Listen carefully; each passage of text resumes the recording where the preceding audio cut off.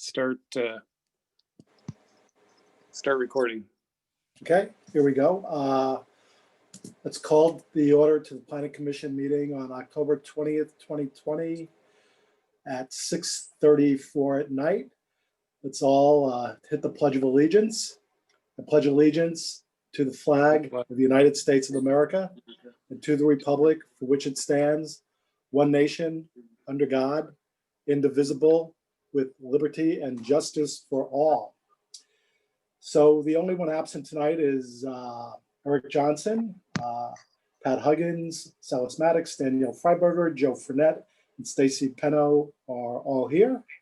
So have people had the opportunity to read the meeting minutes from September 15th?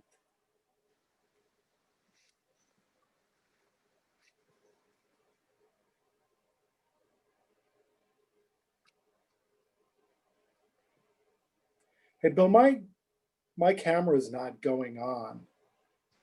Any particular reason for that? Can people hear me? We can see you fine. Okay. What kind of device are you using? I'm using the iPad that the city provided. Is your camera on? I assume it is, yeah. The little icon with the camera, it doesn't Oh, I have a cross. did. Okay, up on top. There you go. There we go. Okay, sorry about that. So have people had the opportunity to review the meeting minutes from September 15th? I did, but I wasn't there. Okay.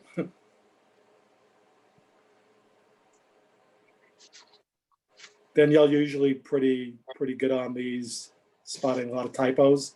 Anything? I did have one comment. Joe Fatizzi is listed twice under the roll call, so pretty minor, but. I am.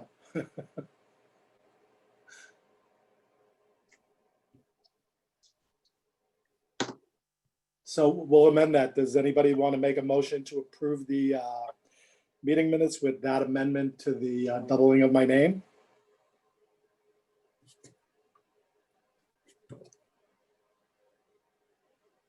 I was there, but I didn't read them. Moved. Oh, sorry. So Commissioner Maddox has made a motion to approve the meeting minutes. Do I have a second? I'll second. Seconded from Commissioner Freiberger. And the meeting minutes are approved with that one modification to my doubling name. So I'm going to open the portion for the general public comments. And I believe that we just read in anyone's emails if they have sent anything. So we open up the general portion at 6:37. Catherine, do we have anyone that wrote anything in? Nope. Not this time. Okay. So there are no general comments. So we'll go ahead and close the general comments section at 6:37 p.m. So the next section is our unfinished business to Title 17 of the Sedro-Woolley Municipal Code to address parking requirements within the central business district. John, would you like to take it off? I'm gonna let Catherine do it. She put this memo together. That's fine. Yeah.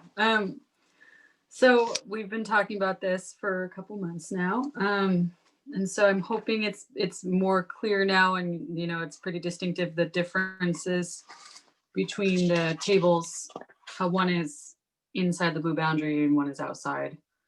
And then we've included the description of the boundary in the CBD chapter as well, in addition to the 1736, which is the parking chapter.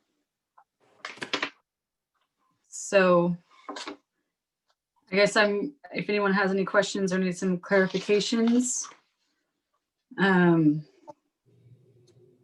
happy to take some feedback if it's not very clear.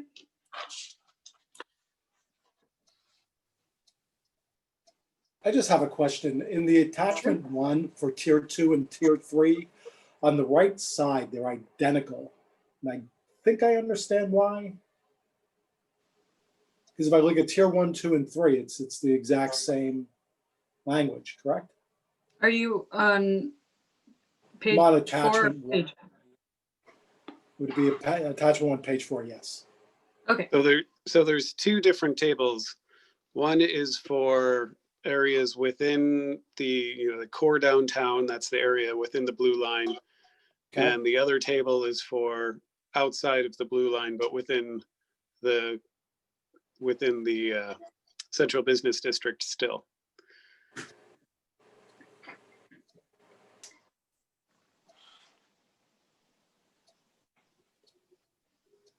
So which part were you saying has the same language? On tier 1, 2, and 3 on the right-hand side, it's all identical to the one on top of it, right? Residential units associated with commercial use, no off-street parking required. Commercial uses, standard off-street parking per chapter 1736. Public uses, no off-street parking required. So it's the same for tier 1, 2, and 3. So commercial uses for tier 1 says standard off-street parking. Commercial uses for tier 2, standard, yeah, you're right. So it's the residential units that are changing, Okay. because this is it outside of the blue boundary. Mm-hmm. So for residential units associated with commercial use outside the blue boundary, where we're not having kind of that reduced parking requirement, then no off-street parking is required for tier 1. Tier 2, with residential uses associated with the commercial use, they have reduced off-street parking. And same for tier 3, they still have reduced off-street parking. So it's a little bit redundant, but it's Mm-hmm.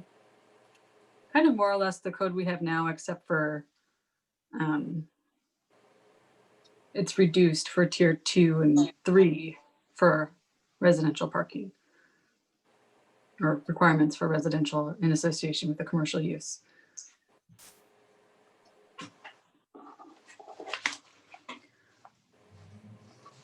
So the real differences are in table 2, which is inside the blue boundaries, kind of. We wanted to make that distinction. Felt it was a little bit more clear, but it's still, yeah, I see how that would be kind of confusing. Yeah, so Hey, John. table Go ahead. 1 wouldn't actually be necessary. Right. We would just need the table 2. I don't recall it Oh, shaking out like this, so I think we need to look at this again. yeah, I think you were right. Hey, there's language in here on the intent talking about revenue generation for what we have right now. I totally get it. As far as, we have city owned land, and we're trying to split it up. John, do you have any idea of, are we talking parking meters, or kind of like, what are your ideas on how that's going to work? People get a little bit bent out the shape sometimes when they see, that something needs to cost something in order to provide it. So what are your ideas on that? Sorry, I'm looking at previous renditions of this table to see if there's any changes. So I didn't quite catch the nuances of what you were just requesting. Well, on 1724.050, on the intent on A, to encourage downtown parking district administered by the city, it would be authorized to collect in lieu parking fees from new residential uses downtown and use that revenue. Yeah, I get all that. So what are your ideas on how we build that back? I mean, is it a one-time only fee? Is it like an annualized kind of thing? We talking parking meters? I mean, there's all different ways you can slice and dice that. So that's talking about creating a parking district. Right. And so that's something that we would have to create and have a governing body of some sort and have some oversight over it and keep a fund for monies collected to be used for parking.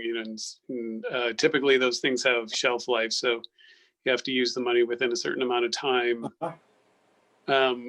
So those downtown parking districts get tricky, and that's why the one's never been put together. And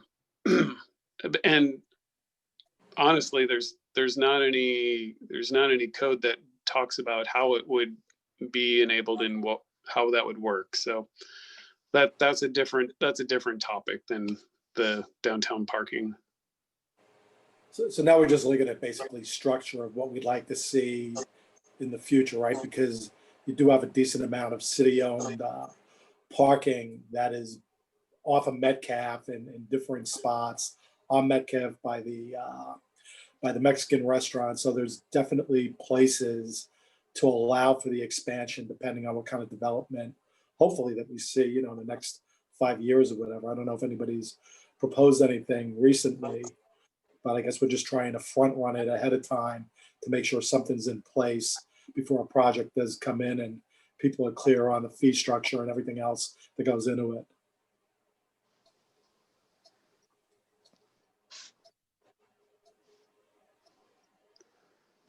So I'm looking at the previous. Okay, so actually, table 1 is not the same on every one. So if you look at tier 1, it's residential uses associated with commercial retail use, and then there's no off-street parking required. If you go down to tier 2, residential uses associated with commercial retail use, there is a reduced off-street parking allowed. And then go down to tier 3, it's also reduced off-street parking. Okay. So there is a difference. So the smaller buildings do not need to provide off-street parking for residential units associated with commercial and retail use. And the idea there is with these small lots, we've discussed this a fair amount in previous planning commission meetings. With these small lots, it's very difficult to provide any parking. If you just have that is 8,000 square foot lot, and if you're providing any parking on there, you're taking up a third of the parking, a third of the lot area. So it really is difficult. That's why we came up with a 3-tiered system. For larger projects, the planning commission's determined that there is a significant impact when to the local parking if there's a development that's building a lot of units. So we wanted to have the medium-sized buildings have some parking, and then the larger ones have some parking, and exempt the smaller projects. So it looks like tier 2 and 3 are pretty much the same. I think that's kind of what we were That was talking my comment, yeah. Yeah. So tier 1 is different for table 1, but tier 2 and 3 are the same.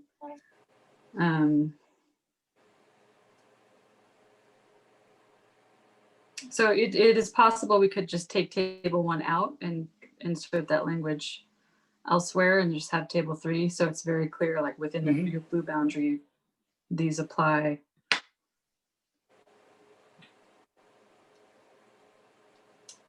So.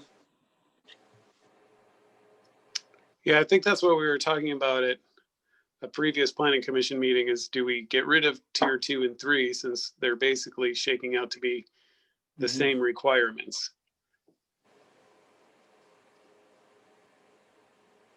Just combine tier 2 and 3 is what I mean. It simplifies things because they are pretty close as far as how they're structured, so. I guess maybe, oh, sorry. I was just gonna say, anybody else have any comments on it? Yeah, so I guess unless the parking was a different percentage of reduction for the two of them, that would be, but I don't see that between tier 2 and 3. Seems to be the same. Is that correct?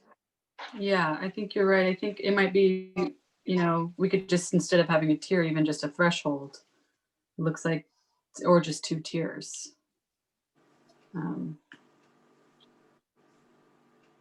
And then I did have a comment on 173620B, which is referencing, of course, the area in the blue.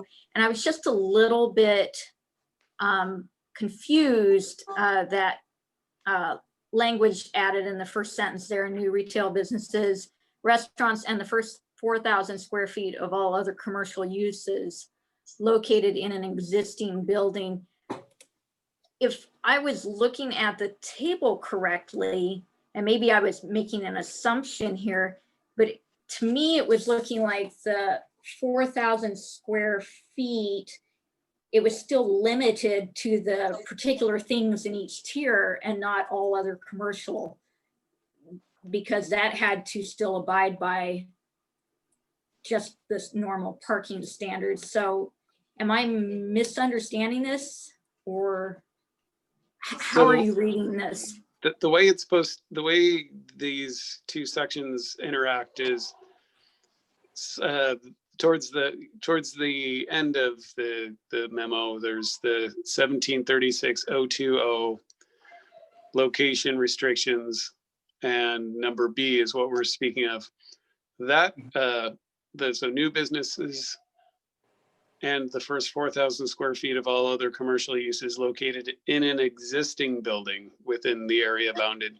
So what we're trying to do is we're keeping this section in place because we're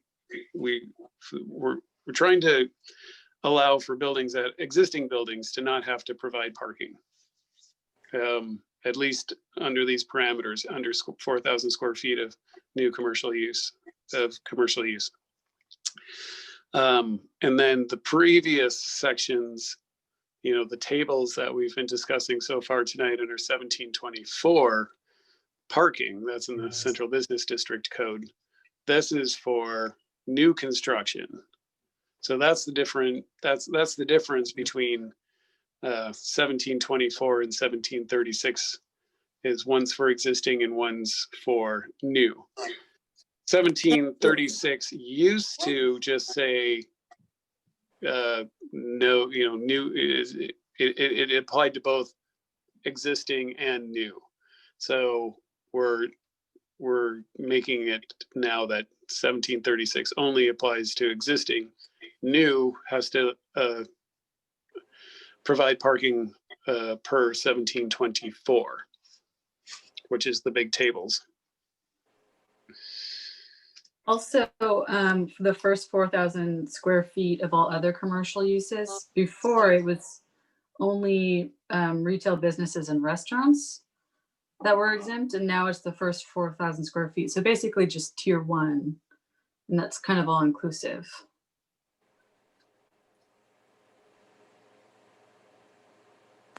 Thank you, I missed that. Yeah. Well, it's definitely complicated. It is. That's why we did the tables, tried to break the tables out to be very clear, because when we were doing it in a narrative form, it got very awkward. Long sentences, prone to misinterpretation. So that's why we went with the tables. And the tables may be barely any difference, but you can see there are small nuances that, you know, to the different small differences in there. So we're trying to reflect those clearly by using tables.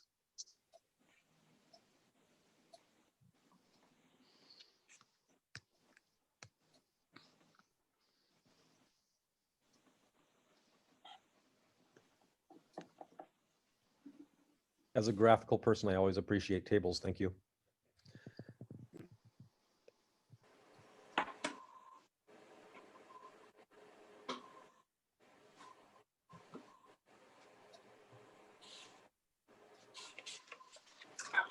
So we could keep the tables and just shrink them down to 2 tiers.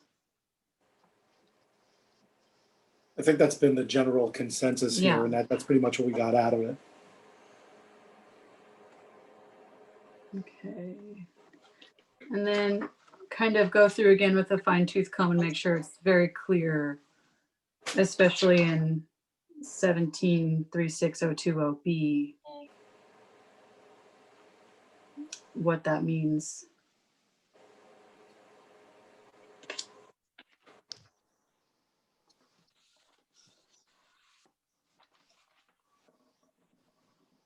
I think it simplifies it and it applies to everyone. So you're not, singling out certain businesses from, being required or not, depending on what they're going to be operating.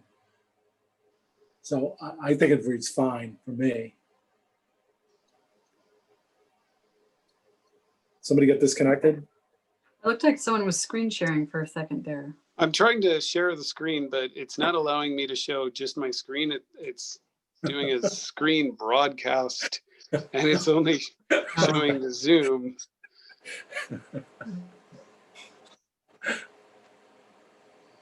Hey, Silas, what are your thoughts on it? You're usually pretty contemplative of thinking about the different business options in the city. I got confused here because I read through it and I didn't pick it apart with a fine tooth comb, but I thought that it seemed generally on the right track when I read through it earlier. And so I have been slightly following this discussion, but I think that, I think we're on the right track, and just continuing to tidy it up a little bit makes me happy. So I'm all good.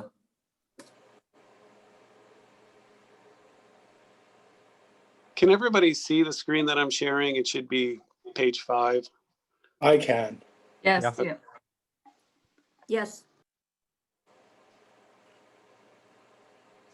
So one of the things that, the details that we would like to delve into is the number of spaces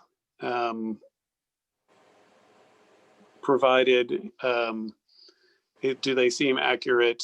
Did the Planning Commission feel like they've got enough analysis from staff showing how many parking spaces would be required per these new codes?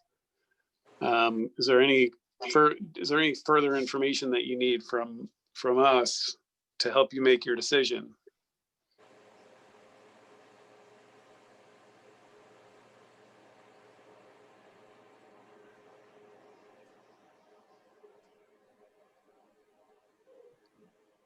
John, I've understood and Catherine, I've understood the concept since the beginning. I'm not good at the technical code. It's why I didn't license as an architect. I just drew things for people because I don't like code talk.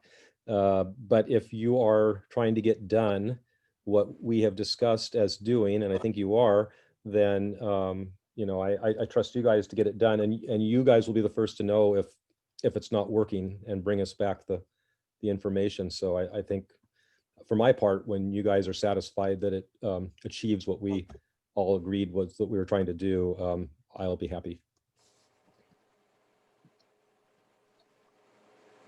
I think the table that shows the reduced parking, when you compare it with just the standard parking, it's pretty self-explanatory. I mean, I don't know that it's really necessary to go into the logic of that, other than that it's obviously reduced, and so seems clear enough.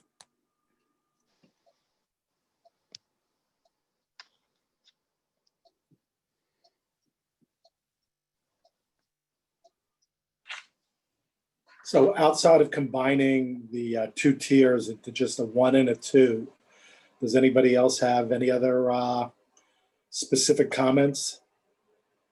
Because I think we're really close, especially if we're going to combine it and simplify it a little bit more. So I guess the question is there anything else that we want John and Catherine to work on prior to the next meeting? Because I kind of believe we're kind of close right now.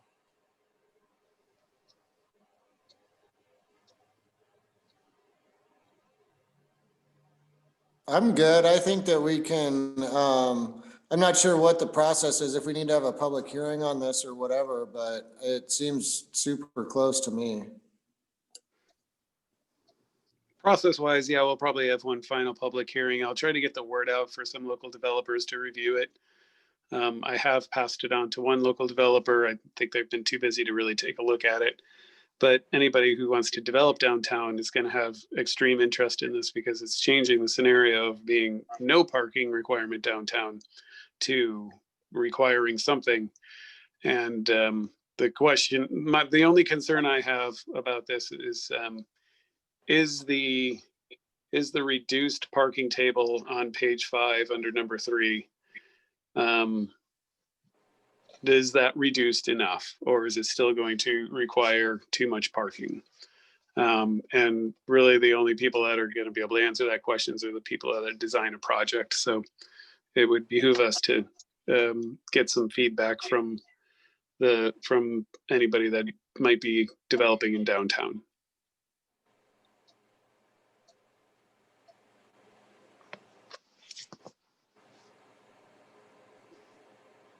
So yes, a public hearing next time is the answer. Yes.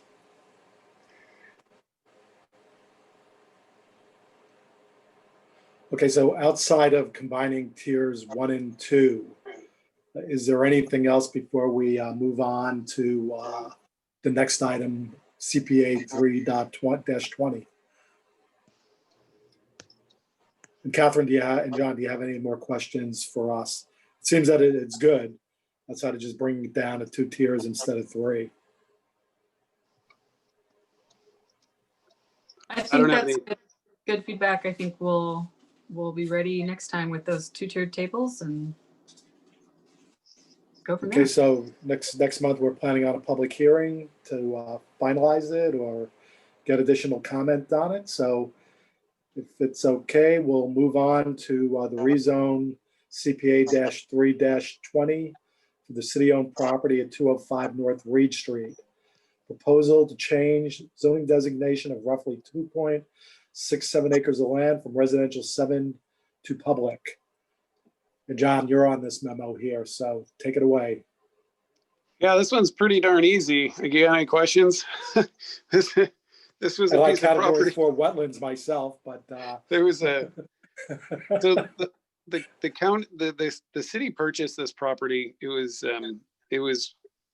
owned by a developer, and he had a preliminary plat approved for it, but then the market collapsed in 2008, and then he ended up losing the property, and the city was able to pick it up for a very, very low price. And it was thought, when we purchased it, it could, there was some stormwater issues in the area. So it definitely could, it was, the first and foremost was to take care of the regional stormwater issues. Not really more local, not too regional, just some of the properties to the east of there were having problems. And there is a drainage ditch across the north property line on this property. And so we were able to take care of that. And then the property was held onto as a potential park, or potentially as a park, or potentially sell to make some money off of it after we had taken care of the stormwater problems. And those ideas have kicked around by council and previous administration, and there was never really any conclusive results. Other, other developers have asked to purchase the property, and the council has said that they didn't want to sell it, or they wanted to retain most of it for parks. So ultimately, they had a big discussion about it a couple of months ago, and what's really happened, the council is feeling stronger about providing parks now. And so this property they identified as a good potential park. And so as they were looking at the possibility of developing it, it came to light that it's actually zoned residential 7. So developing it as a park would be some extra hoops. But since we own it and if the intent really is for it to be a park, then they wanted to rezone it. So hence the process that we're in right now to examine whether or not it should become zoned as public. The property is identified in the comprehensive plan as a potential park location. So the comp plan already supports this property as being parkland. So we're gonna hold a public process to get to let the neighbors know and get other public comment about the potential of this becoming a park.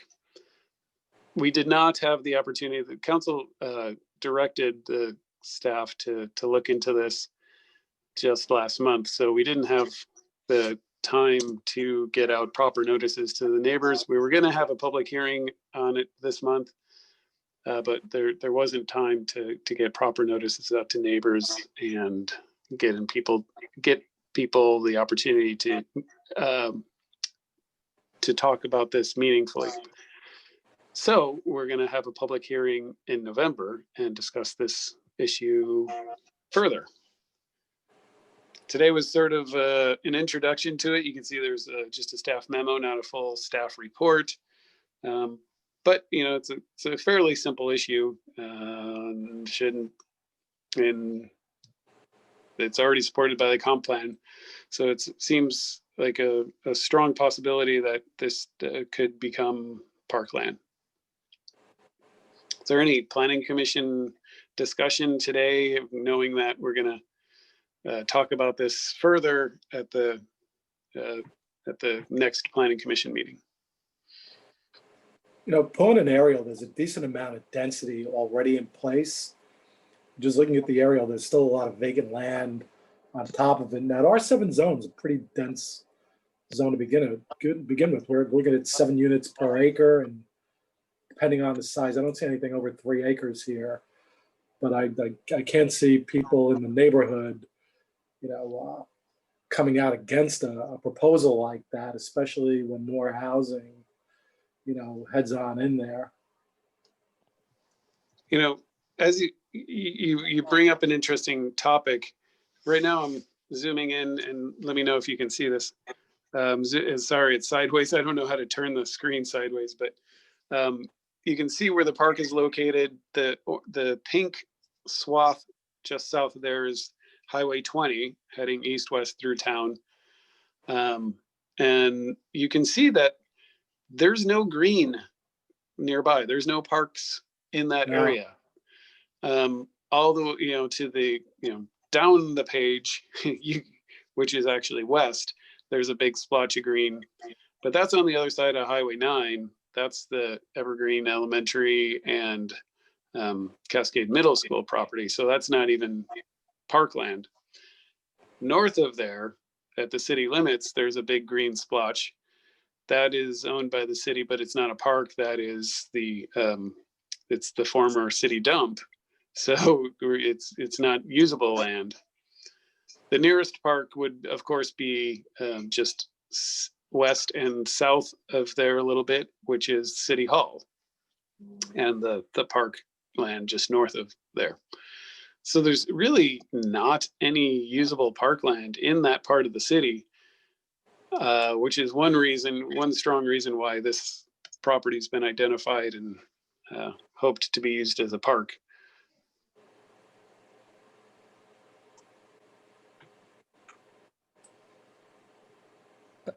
I just wanted to plant the seed that I agree that I thought this had been bought specifically for parkland, because the 2 areas of town that that didn't have a park was the area out near Winnie Hauser Park, and that solved that problem when she donated that land, or her estate donated the land. And the other place is this area that we're talking about now, which didn't have any. And so I just assumed that it had been bought as park.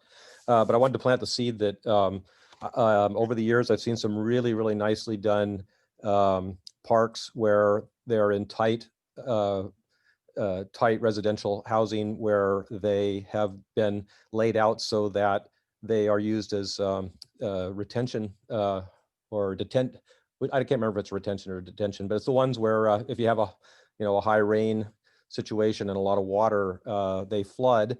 And but then they're designed so that the water, as it recedes, runs off quickly and dries out. So the way it works in the communities I've seen is on the rainy days where it's really bad and the property is underwater, the kids aren't going to be out anyway because it's just too dang sloppy, and they don't need fences because the slopes aren't too steep. And then by the time the water recedes, the center of the park is dried out and ready to go. And so anyway, I just wanted to plant that seed that it can do two jobs at once. It can take overflow if we have really bad flooding events, and it could be a park at the same time. And I think the city should consider putting those two uses together on that property. Yeah, and you can see that this property has a category 4 wetland, so we would be leaving that intact and possibly doing some upgrades to it, depending on what the park design is. And in fact, there have been designs for parks at this property in the past as well, but there hasn't been funding for it, and it's not zoned for park yet, so nothing's happened. So there's no specific plans for how this park would be developed. It's just a question of, should it be a park? And that's what we'll be addressing at the next planning commission meeting, public hearing. Hey, John, that little residence that's there, is that part of this parcel? How No, it's you can chiseled see out there? you can see how the red line jogs around it. Oh, okay. Yeah. It used to be part of this property that was segregated off for so that the property owner could do a short plat, or I'm sorry, the long plat, and that house would have more or less fit into the overall development. But that never happened, and that preliminary plat is expired. It can never go on. It can never happen the way it was designed. Now it'd have to be completely redone. But of course, if it becomes parkland, then no subdivision would happen on this property. It looks like, I haven't pulled it up on a different platform, but it looks fairly like a 1-bedroom. In fact, that house burned down. And has been demolished. Oh, so it's no longer there? It's no longer there, but we do not own it.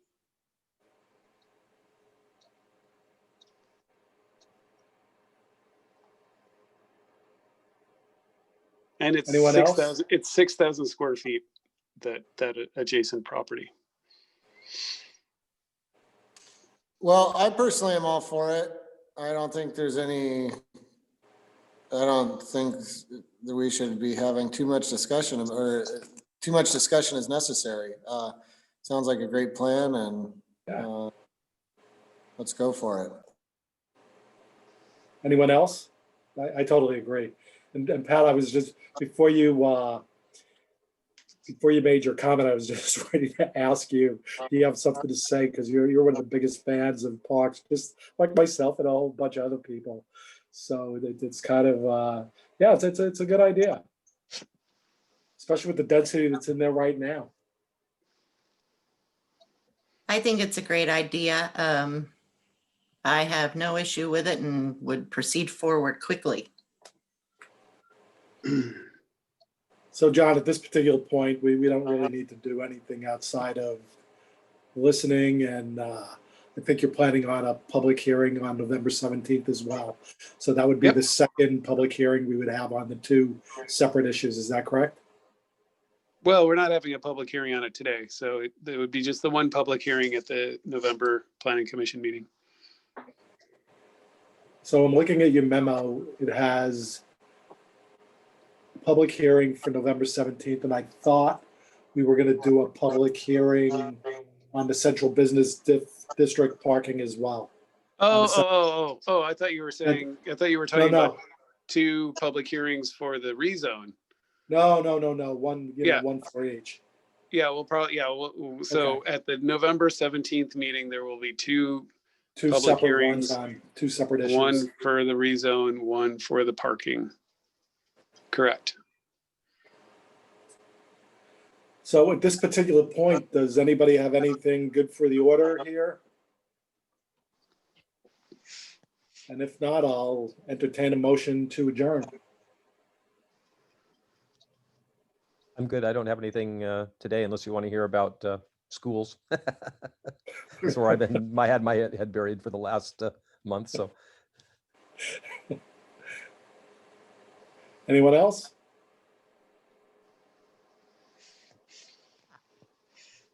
So who would like to make the motion to adjourn?